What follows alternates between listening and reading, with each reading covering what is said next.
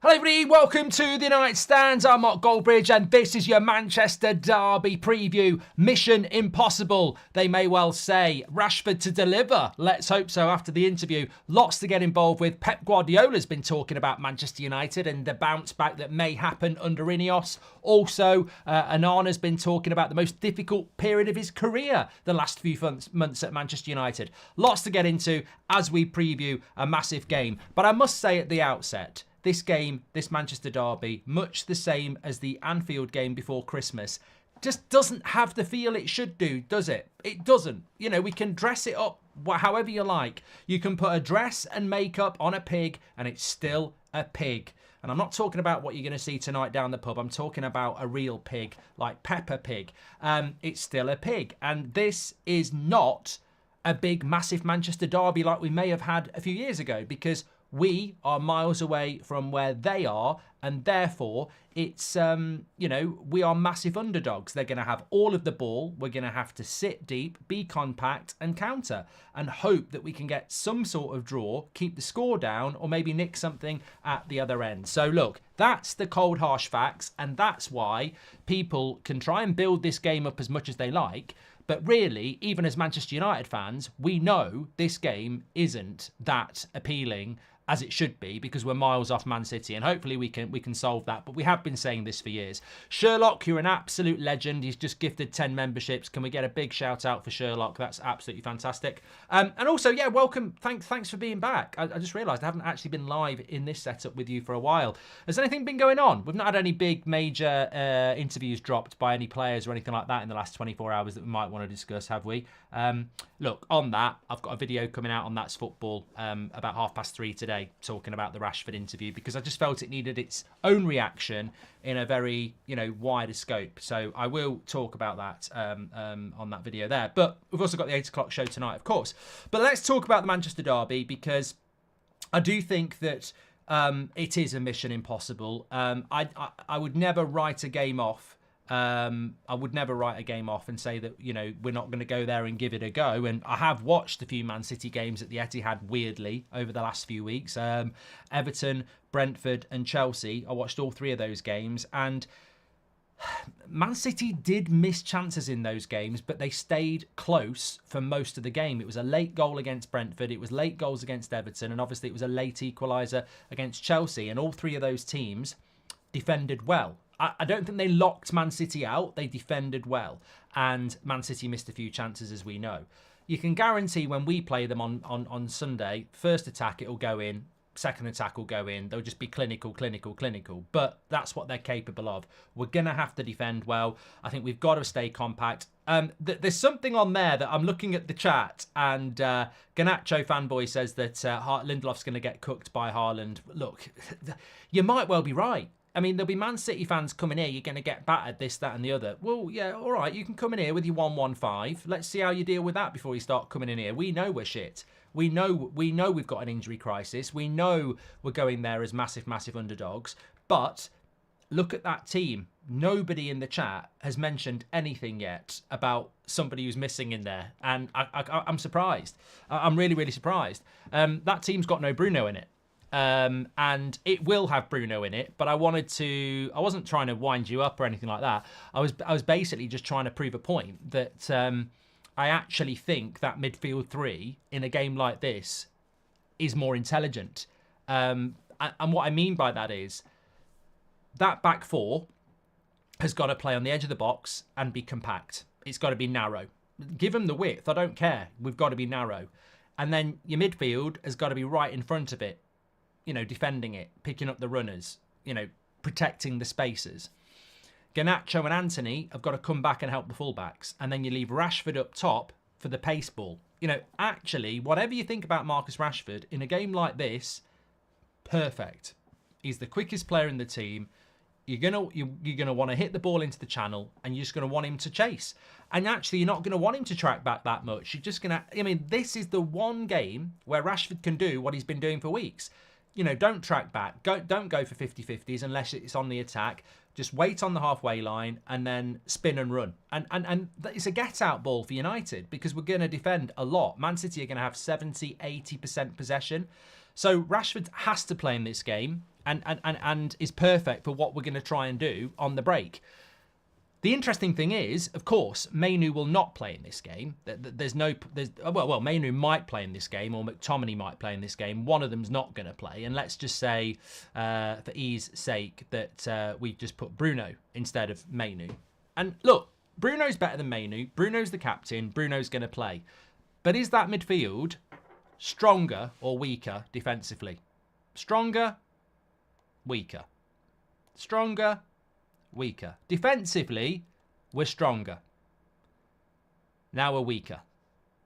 Because Mainu knows how to play as a defensive midfielder.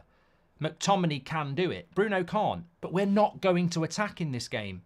So I'm almost of the opinion, do you put him on the right wing and let Mainu in and leave Antony out? I mean, I'm almost of that opinion, because Bruno's definitely going to start, but the midfield is weaker with him in it for a game like this. When we went to Anfield, we didn't have Bruno. We had McTominay, Amrabat and Mainu, and we got a 0-0 draw. If we'd have played Bruno in that game, we wouldn't have, I don't think we'd have won it. Sometimes you play a game of football and it's about how you be compact as a system. And I actually think there's a case to put Bruno on the wing and just do that, because it's just more defensive, and we're going to have to be defensive. There isn't going to be sustained attacks from Man United, because we don't do that at home to Fulham. We're never going to do it away to Man City. We've got to be compact, we've got to be organised, and there's got to be an out ball. And your out ball's your front three.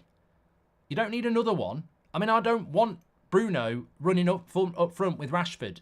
Not in this game. No, thank you. For the love of God, I do not want to get broken on by Man City with 4 of our forwards out the game.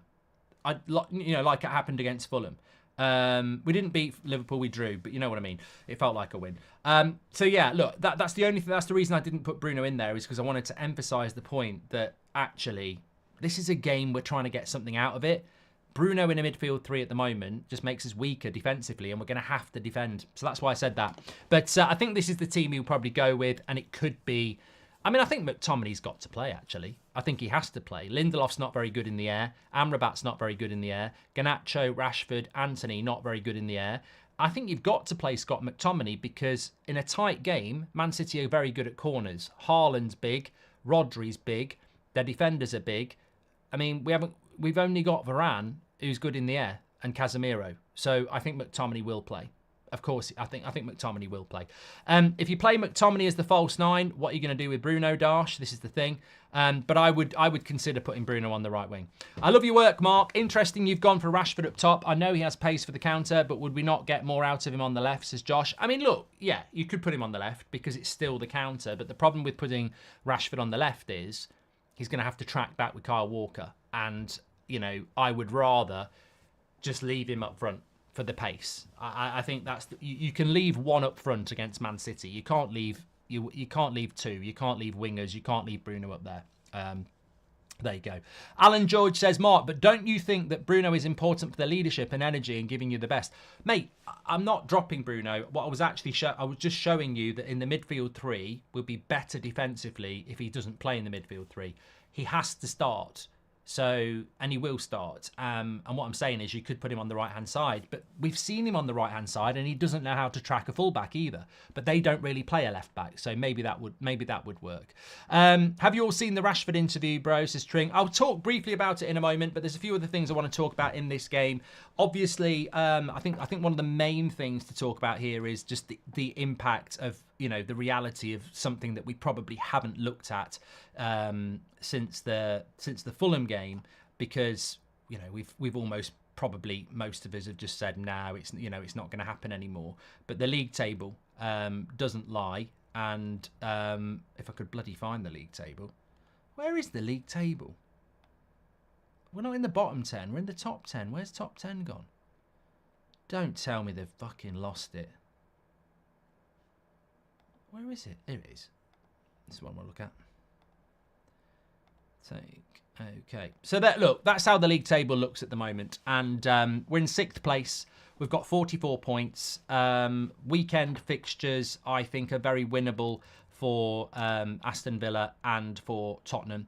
Aston Villa go away to Luton. I mean, I hope Luton can do something, but I'm not 100% expecting it. Tottenham at home to Crystal Palace. So by the time we play this game, I would expect Aston Villa to be on 55 points and Tottenham to be on 50 points. And obviously they've got a game in hand on us as well. So suddenly that looks really bad. And it looks even worse if Brighton win behind us. So this is a weekend where that league table could look really bad on Monday morning. But on the flip side of that, Tottenham and Villa have got to play each other, and Tottenham and Villa have got to play Man City. So I would say, really, that's the league table.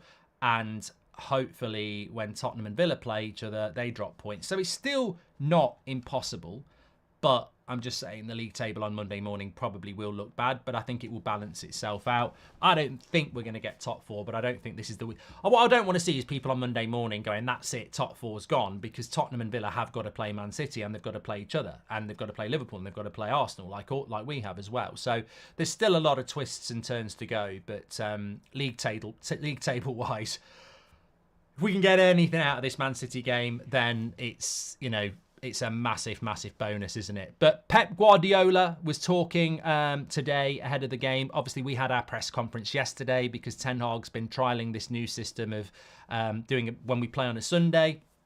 He does the press conference on the Thursday, and then the team have a day off on a Friday, and then they train tomorrow, which, when you're not playing Thursday night football, it might be, it's not a bad idea. And when you're not playing midweek as well, which we did play, actually. We played against Forest, didn't we? So anyway, look, this is what Pep Guardiola had to say about Manchester United in general. Big clubs, you've got to win. It's not easy for United. An incredible period with Sir Alex Ferguson, but it's not easy. The clubs used to have more patience. Now there's a lot of pressure. I don't know the reason why. I'm not there. He said Sir Jim Ratcliffe and others know the diagnosis of the club. If Sir Jim said they need 2 or 3 years to be there challenging the Premier League, who am I to say the opposite? I'm sure they'll work to close the gap, but I'm not the right person to know.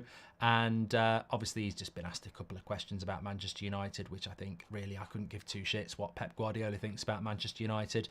Another story as well around Zidane. There is no chance that Zidane would ever manage a club in the Premier League, including Manchester United.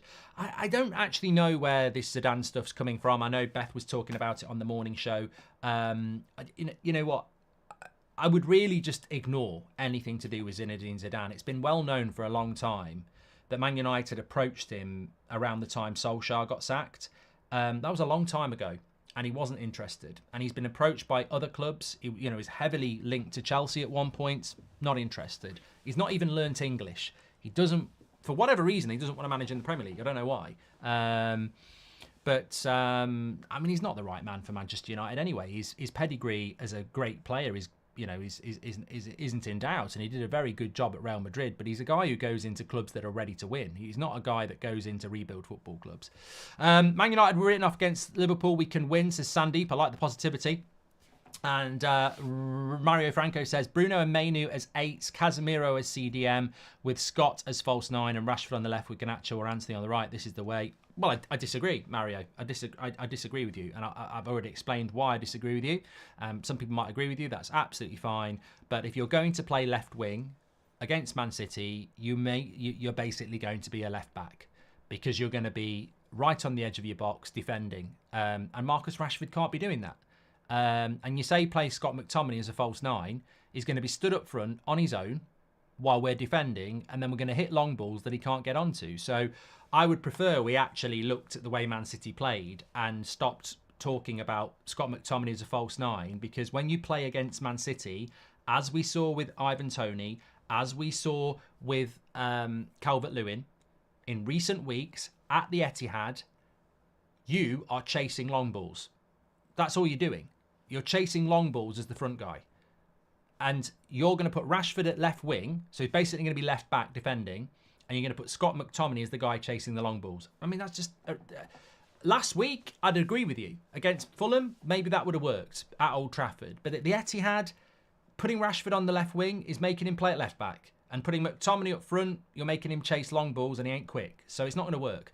Scott McTominay as a false 9 can only work if you're going to attack and get in the opposition's penalty box. And we're very rarely going to do that. on Sunday. So I think Rashford down the middle is the right thing to do. I know he's upset a lot of people with his interview, but I do think it's the right thing to do. Why Scooby-Doo over Mainu, says Merjan? Because I think he's got to play. I've explained it already. You know, I like Mainu, and he didn't play midweek, and maybe he will play Mainu, Casemiro, and Bruno. But as I've said, Casemiro and Varane are the only 2 players in that team who are good in the air, and Man City have got about 6. So you can't mark them all from a set piece if you've only got 2. So and Onana's not particularly good on set pieces in the air either. So I definitely think that McTominay will definitely play, if I'm being honest. Anyway, talking about Onana, this is what Onana had to say. He's basically given an interview about his time at Manchester United, and he had this to say. I already know the goalkeeper that I am. It took me 6 months or 7 months not to play good, just to feel good. It was a difficult time for me. Now I'm feeling a bit better because everything was new. It was difficult for me to feel at home because of so many new reasons and being in a new country.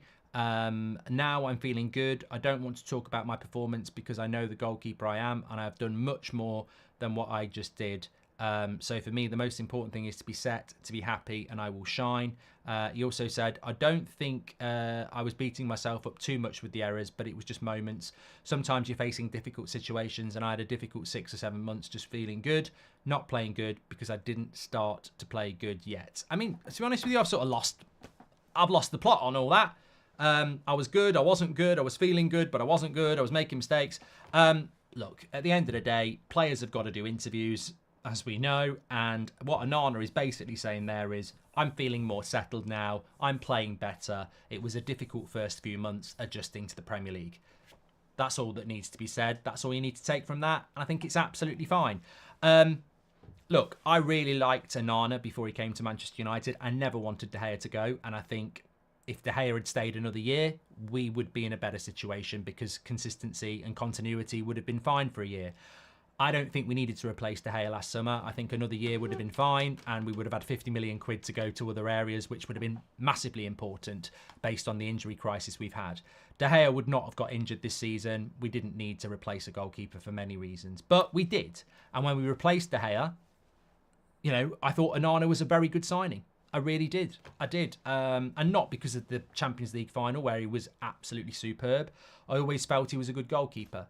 And despite saying we shouldn't have replaced De Gea, I did like Onana, and I did think he was a good player. And I've been left very, very surprised by how badly he started at Manchester United. I mean, unrecognisable is the word I've heard from many people who've seen Onana a lot more than most of us had.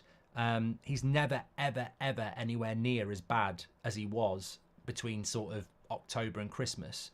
Even into January. He's massively underperformed.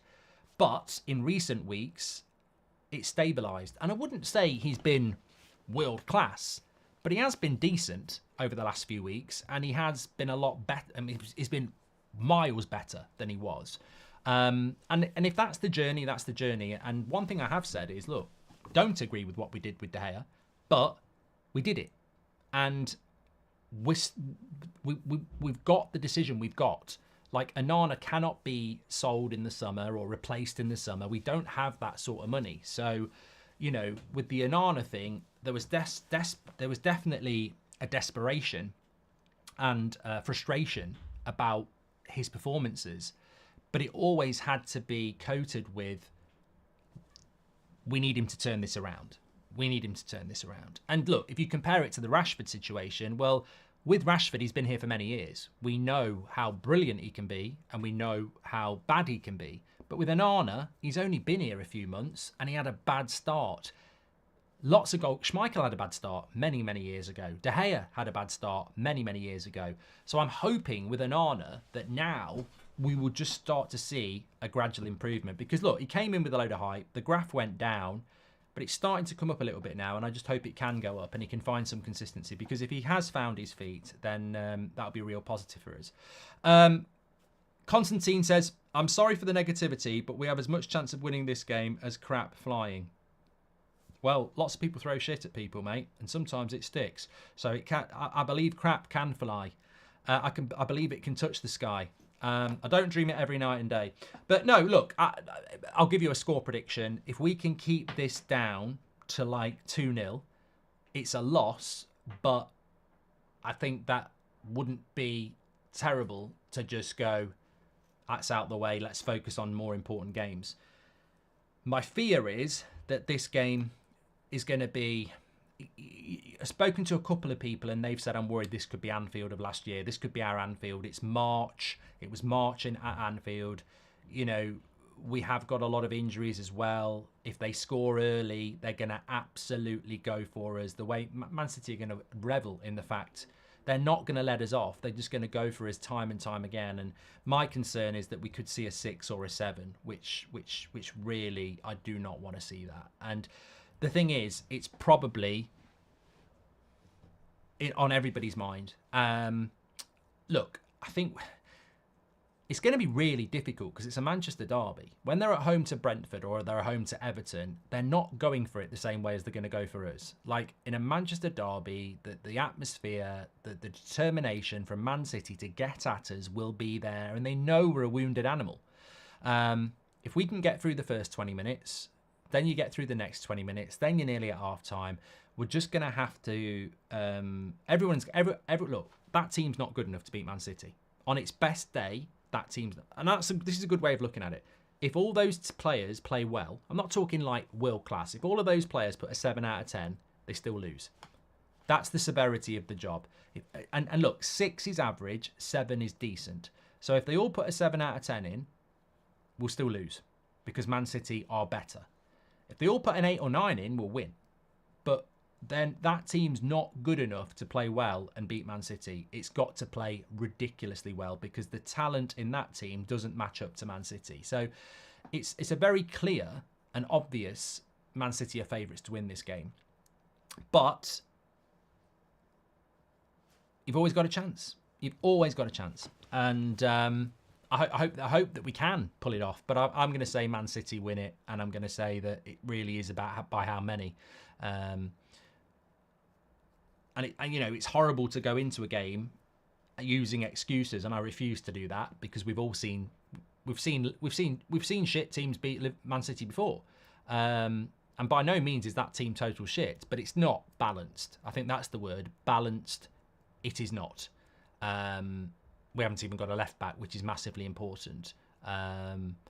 You know what? If you put Rasmus Højlund in that team and Luke Shaw in that team, I think suddenly you've got a much better chance. Even though Martinez is a huge miss, I think if you had Luke Shaw and Rasmus, that you've got a much better chance because you've got 2 major balancing factors. But it's going to be difficult. And look, I haven't really spoken about it. Hi, Mark. I love the channel. Love your work. Quick question. What would you do with players like Pellistri and Mabry when they come back? Says Whacking. I'd cash in on Mabry, and Pellistri, I would have used him a lot more, but I think he will be cashed in on as well. Just on the Rashford stuff, look, I've got a video coming out on That's Football, so I don't want to tread on territory that's on there. But what I will say is that I think he's got to deliver. I mean, when you do an interview like that, and look, there's so much to it. But when you do an interview like that, you have to deliver because the timing of it is interesting. But you have to deliver now. In some ways, I'm quite intrigued by the timing of it. To drop it just before a Manchester derby, I mean, if I was his PR, I'd say get through the Manchester derby and drop it just before the Everton game at home, because you've got a big chance of scoring against Everton at home than you have in the Manchester derby. So I think the timing of it it was really interesting. But he's sort of the interview actually, when we're talking about this game, the interview's irrelevant. You know, what are we? An interview FC or Manchester United? It's a Manchester derby. He's not been playing very, very well. He's very lucky to be starting at all at the moment because there's nobody out there that can get him out of the team because we've got so many injuries and we haven't got any strikers. But I think he's got to deliver. He's got to deliver. Like, this is the sort of game where, you know, he can play up front and he can just chase down long balls. And he can be individualistic. So, you know, I did the podcast, Goldbridge Saves Football, check it out. And we do a game, me and Will do a game called Goldbridge, where you pick out 5 goal scorers from the Premier League weekend. I predicted Rashford, and we recorded that yesterday lunchtime before the interview came out. I fancy Rashford to score on Thursday, even before the interview. So it could be extremely well timed if he does score, but he's putting a target on himself. He certainly is, and you've got to deliver. You can't just deliver. Look. To be completely blunt, you can't just deliver good interviews. Like, you're a footballer, you've got to deliver on the pitch, and he has to deliver on the pitch on Sunday. There's nothing more I can say about that. But look, it's a funny old world, isn't it? Because people who were on the United stand last night were messaging me saying they're getting a load of shit on Twitter. And I was like, what about? And they were like, oh, apparently we're anti-Rashford, the United stand. And I was just laughing. I was like, I don't read Twitter. I gave up a long time ago. I read it if I put something out there, and there's certain accounts I follow. I might follow some of you, and I'll read that. But I don't go looking for stuff. I gave up that years ago, because the funny thing about the whole Rashford thing is that I fell out with all of you 3 weeks ago. Whenever the Belfast thing happened, a lot of you quite rightly were saying he was out on Thursday night, Mark, and I was going, no, he wasn't. He was out on Wednesday night. I've had it from a good source. He was out on Wednesday night. Stop shit stirring. The following Monday, when United said the matter had been dealt with, and I said I agreed with that, most of you said no, he should be suspended. So it's funny, isn't it, how the United stand is anti-Rashford, and yet on those two big things, I basically stuck up for him, rightly or wrongly. So, look, I'm not pro-Rashford. I'm not pro this interview in the sense that I agree with it, but I just want him to score goals for Manchester United. That's all I want. If he scores at the weekend, I'm celebrating it. He's not proving me wrong. I know what he can do. I saw what he did last year. I saw what he did a few years ago. I also know what he's capable of over the last few months, and it's not a lot, but it's a Manchester United player. I want him to score, and I think actually in this game, we need to score at the Etihad, and the best way of scoring for us is going to be on the counter. So there could be a goal for him. Hopefully there's a couple of goals for him. At some point he's going to score goals. I mean, my question to you is, what are Ineos doing here? I don't care about the interview. I don't care about whether he scores a load of goals between now and the end of the season or not. The evidence pool is there. And, there's a few other players like this. You could add Bruno into this. You can add Anthony into this. You could add, certainly, Sancho into this. Casemiro, Varane, Harry Maguire, Scott McTominay. You're wondering where I'm going with this now. But there are a lot of players at Manchester United that the evidence is there. They've been here long enough. You can look at them. You can look at their injury record. You can look at their performance on the pitch. You can look at their inconsistencies, whatever you want to call it. The decision is there to be made. What are Ineos going to do? Because my question, I'm not even going to pass. I'll tell you what. This is a novel idea. I won't pass an opinion on this. I will just present Exhibit A. There are a number of players that have been here for long enough for us to know what their CV is. If we are, like Pep says, going to bounce back in the next 2 or 3 years, are we going to bounce back with Rashford, Bruno, Casemiro, Varane, McTominay, Maguire? And if the answer is no, how are we going to bounce back, and why would you keep them? And this is not about Rashford or Bruno or anyone. This is about Ineos. It's not about me. It's not about you. Ineos are doing a strategic review. All I ever hear on here or on social media is these players, and you know the names of them, they're not good enough to take us to where we need to be. So why are Ineos keeping them then? Why are we? What is different about Ineos than the Glazers? Because when Erik ten Hag came in his interview, one of the big things was, Rashford's had a bad year, we want to get the best out of him. And Ten Hag said, I will. And he did. And now he can't. But that's been said about Bruno as well. That's been said about other players. There's certain players that we're not selling and we want to get the best out of them. And that was a Glazer policy. Well, if Ineos are going to do the same, what's different? And I think that's the more interesting thing for me in the longer term is there are certain players at this football club that you look at them and go, are they Premier League winners? Are they actually Premier League winners? Are they good enough? And is it worth giving it another go? Now, look, I'm not going to shirk the question in relation to Rashford. Do I think Rashford's good enough to win a Premier League at Manchester United? Well, I might shock a few people here, but I do. But not in his current situation. If Marcus Rashford was on 200 grand a week and was the 4th best player in the team, I think you could win a Premier League. But I don't think you can win a Premier League with Marcus Rashford, the best paid player in the team, and the number 1 star in the team. And that's a very, very big difference, isn't it? Because if you look at Manchester City win the league on the regular, don't they? But I'm trying to think of a player in a Man City side that's, well, there is. But what I'm saying is you can't win the league with Marcus Rashford as your star player. For many reasons. There needs to be 2 or 3 players better than him, and then he's like the 4th best player in the team. I think you can win the league then, but are Man United going to do what the Glazers did and persist with building teams around him and Bruno? Because I don't think you can win a Premier League with a team that's built around Bruno and Rashford, and that's what we've been trying to do for the last couple of years, really, isn't it? So that's the question to Ineos.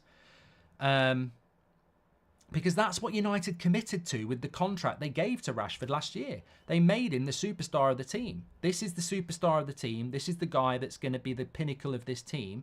Well, I don't think that's the case. I don't think that can happen. I'd love to get proven wrong, but I don't think Rashford's the sort of guy that wins you the league. I think he's not Mo Salah.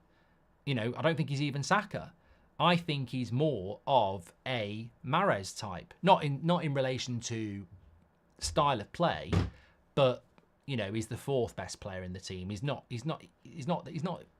I don't think he has the consistency to lead a team week in, week out with performance on the pitch.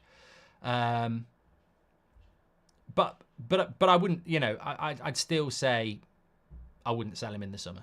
I'd be very interested to see what we're going to buy in the summer first. Your dream left back in the summer if Shaw's out, says Whacking. I mean, I haven't even thought about it. A lot of people like the Hernandez players, don't they? I wouldn't go anywhere near Alphonso Davies, to be honest. He feels like a bit of a FIFA player. Onana has his signing. Amrabat, his signing. Okay, let me have a look. I think this is an anti-Ten Hag thing, which I thought we were going to avoid today, but here we go. Let me take a deep breath. Onana was Ten Hag's signing. Amrabat was his signing. Casemiro was his signing. McTominay saved his job. Bruno is his captain. Garnacho is his product. Ashford saved his job last season. Okay, there's actually no point to that point. Okay. Just a statement. McTominay hat-trick on Sunday, says Stephen. Yeah, well, I hope so. I really do hope so. Do not forget, we've got an 8 o'clock show tonight, which I'm really looking forward to. And I've got some free memberships to give away tonight, I think. I'm pretty sure it's the 1st of the month. So, yeah, I'll have some memberships to give away. Why does he do so well with England, Mark, I think, says Joel. I don't think Rashford does that well with England, really. I mean, I don't watch England enough to know, but I mean, England play shit teams most of the time, and it's slower football. Would Bruno play on the right and Mainu start, says Chicharito? I mean, you could look at that. You could do that because Man City don't really play with a left back. I think Bruno off the right and Mainu in the midfield is probably a good idea. I do, yeah. But you've got to put Rashford up front. I know there's this weird... Well, not weird. I understand it. There is an issue around Rashford in the fan base at the moment. Really it's about performance, I think. But he's got to play in this game. He's perfect for this game. And as I said against Forest, the thing with Rashford is I thought he ran around more against Forest, but running around's not... The problem is a lot of people have criticised him, myself included, because his body language is terrible. So he starts running around again, but that wasn't the only problem. It's also your performance. So even if you start running around again, you still got to put the performance in as well. So it's the whole package. But in this game, actually, if I was Ten Hag, I'd be saying to him, look, stay on the halfway line with the centre-backs and wait for these balls that we're going to ping you to run onto and then go direct. And let's see what happens with that. I've got a video coming out on the whole Rashford situation because I didn't want to do it on the United stand because I wanted to make a whole video on it, and Beth had done one yesterday, but I also wanted to take 24 hours to think on it. So this video I've done on Rashford, it's not just about Rashford actually. It's more about the response to it, the way it's gone out to all the journalists, and a lot of them have now backed off and shit themselves and sort of kissed arse, and the PR side of it, because it is a PR thing, but that doesn't necessarily mean it's a bad thing. Watch the video on That's Football. It'll be up in half an hour. We're back on here at 8 o'clock.